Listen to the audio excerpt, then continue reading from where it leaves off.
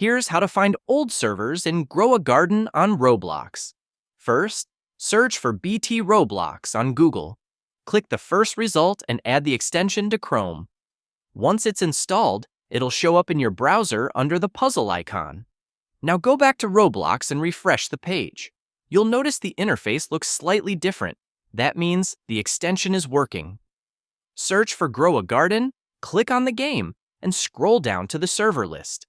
By default, servers are sorted by most players. To find older servers, click the drop-down and switch it from descending to ascending. This shows servers with the fewest players at the top. Why does this matter? Older and active servers usually have fewer players, which increases your chances of finding a slower or legacy version of the game. Pick any low-population server and join it. The Roblox client will launch, and you can explore until you find what you're looking for. That's it. You've now got a simple way to search for older servers and grow a garden.